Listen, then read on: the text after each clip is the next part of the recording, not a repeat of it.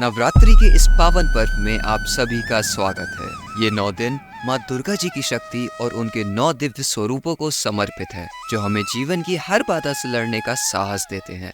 आज नवरात्रि के प्रथम दिन हम जिस देवी की पूजा करते हैं वे हैं माँ शैलपुत्री जी। शैल का अर्थ है पर्वत और पुत्री का अर्थ है बेटी। वे पर्वतराज हिमालय की पुत्री है। उनका यह स्वरूप धैर्य, दृढ़ता और अटूट प्रेम का प्रतीक है। तो इस वीडियो में आपको शैलपुत्री जी की संपूर्ण कथा सुनने को मिलेगी, तो वीडियो अंत तक अवश्य देखिएगा। आइए जानते हैं देवी के इस अद्भुत स्वरूप की संपूर्ण गाथा। बोलिए शैलपुत्री मैया जी की जय।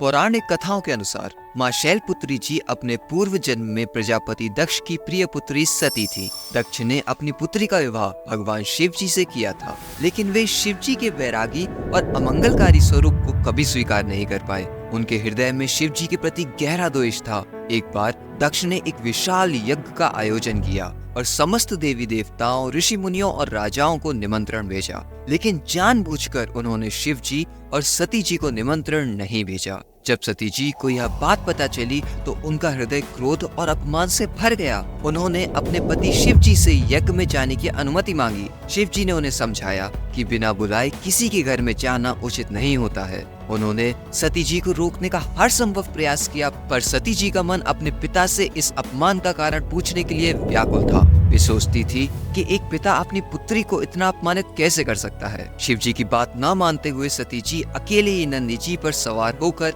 यज्ञ स्थल पर पहुंच गईं। वहां उन्होंने देखा कि सभी देवी देवता अपने आसन पर विराजमान हैं, लेकिन शिव जी के लिए कोई स्थान ही नहीं बनाया गया है। यह देख सती जी का हृदय और भी दुख से भर गया। जब उन्होंने अपने पिता दक्ष से इस अपमान का कारण पूछा तो दक्ष ने भरी सभा में शिव जी का घोर अपमान करना शुरू कर दिया।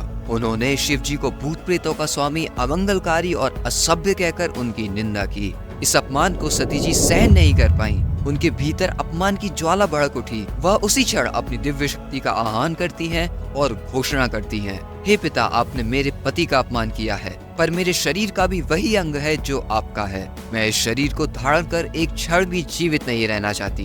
यह कहते हुए सती जी ने योग अग्नि द्वारा अपने शरीर को तुरंत भस्म कर दिया। यह देखकर शिव जी की गणों ने हाहाकार मचा दिया। जब यह समाचार शिव जी तक पहुंचा तो वे अत्यंत क्रोधित हो गए। उन्होंने अपने गण वीरभद्र जी को यज्ञ को नष्ट करने के लिए भेजा। वीरभद्र जी ने दक्ष का सिर काट दिया और यज्ञ को पूरी तरह से तहस नहस कर दिया। सती जी ने अपने जीवन का अंत इसलिए किया ताकि वे एक ऐसे शरीर का त्याग कर सके जो उनके पिता के कारण मिला था। अपनी आत्मा को शरीर से मुक्त करके उन्होंने पुनर्जन्म लिया। वे पर्वतराज हिमालय और उनकी पत्नी मैना के घर में एक पुत्री के रूप में अवतरित हुई। पर्वत की पुत्री होने के कारण उनका नाम शैलपुत्री पड़ा। माँ शैलपुत्री का स्वरूप अत्यंत शांत और दिव्य है। वे बैल पर विराजमान है, जो उनके अटूट धैर्य और दृढ़ता का प्रतीक है।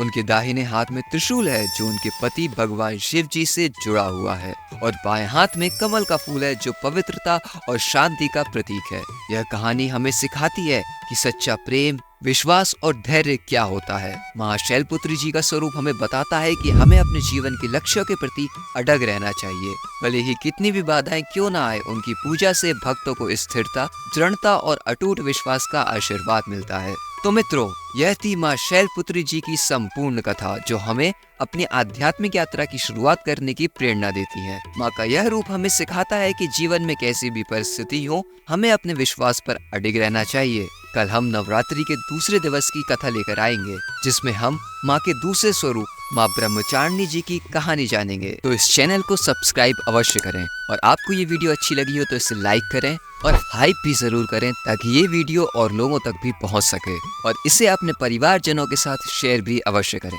और कमेंट में लिखें जय मैया जी। बोलिए शैलपुत्री मैया जी की जय।